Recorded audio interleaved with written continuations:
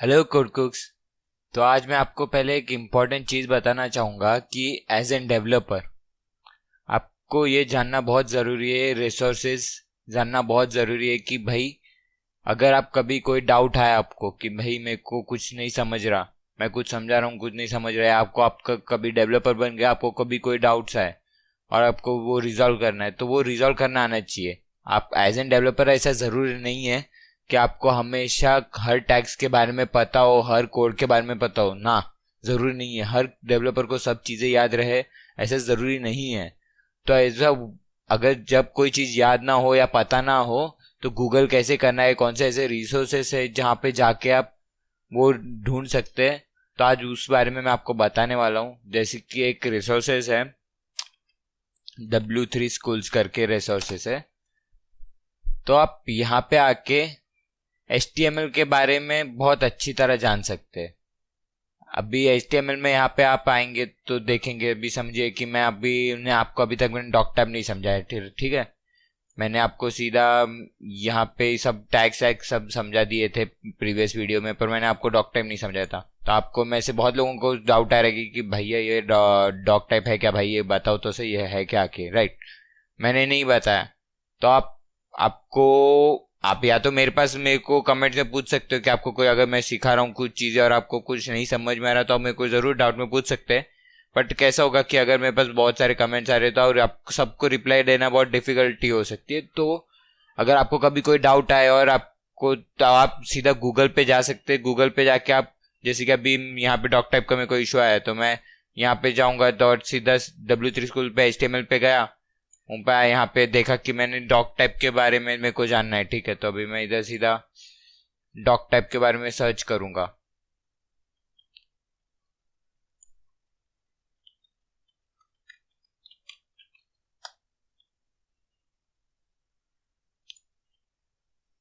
तो यहाँ पे मुझे अभी डॉक टाइप के बारे में सब इन्फॉर्मेशन मिल जाएगी कि क्या है, कैसे वर्क करता है डॉक टाइप, ठीक है।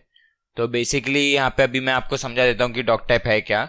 कि डॉक टाइप आखिर, डॉक टाइप ऐसा था कि जब सर टिम्स बर्नर्ली ने पहली बार HTML एक वेबसाइट पहली बनाई थी, तब से अब तक में बहुत सारे इंप्रूवमेंट्स आ चुके हैं। There are different versions right now in the market of HTML, ठीक है। तब से अब तक में बहुत सारे चेंजेस आ चुके हैं, बहुत अपडेट्स आ चुके हैं। तब भी रिसेंटली में HTML में यूज होता है HTML5। तो अभी जो आप डॉक्यूमेंट लिख रहे हैं यहाँ पे, जहाँ पे भी आप कोड कर रहे हैं, तो आपको डॉक टाइप में ये बताना है कि भाई मेरा जो डॉक्यूमेंट है उसका टाइप क्या है। तो यहाँ पे हम लिखते हैं HTML, तो इससे ब्राउजर को समझ में आ रहा है कि यहाँ पे जो मेरा कोड है डॉक्यूमेंट में वो HTML टाइप का कोड है। तो दैट्स इट, उसका कुछ ज्यादा ऐसा नहीं है कि बहुत बड़ा कोई टैग है, नहीं। सिर्फ आपको बताना, मेंशन करना है कि what is my document type, की डॉक्यूमेंट का टाइप क्या है, ठीक है। दैट्स इट, उससे ज्यादा कुछ नहीं है डॉक टाइप का। तो ऐसे अगर कभी आपको कभी कोई प्रॉब्लम्स आए कि फ्यूचर में अगर आपको, मैं कुछ सिखा रहा हूँ और आपको नहीं समझता, तो आप बेझिझक जाइए W3 School पे जाइए। या फिर आप ऐसे लिख सकते हैं सीधा कि भाई मेरे को डॉक टाइप नहीं समझ आता, राइट। तो मैं लिख सकता हूँ W3 Schools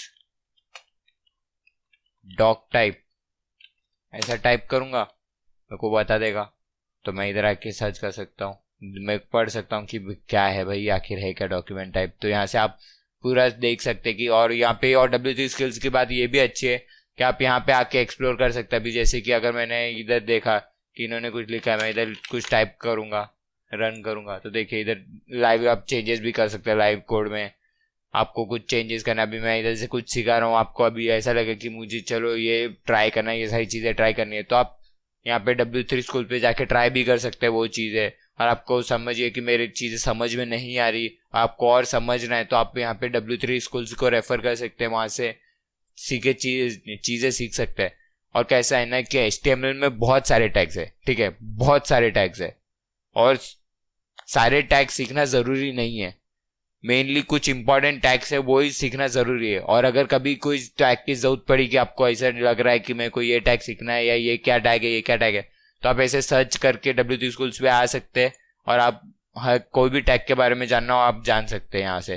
तो आप देख रहे हैं यहाँ पे मैं HTML जाऊंगा तो ये इतने सारे टैग्स है HTML, इतने सारे टैग्स। तो क्या है ना कि ये सारे के सारे टैग्स रेगुलर बेसिस पे यूज नहीं होते, फ्रैंकली स्पीकिंग। इसमें से सब के सब टैग्स यूज नहीं होते regularly. There are only some specific tags जो रेगुलरली यूज होते हैं, जो बहुत इंपॉर्टेंट है, वो सिखा दूंगा मैं आपको।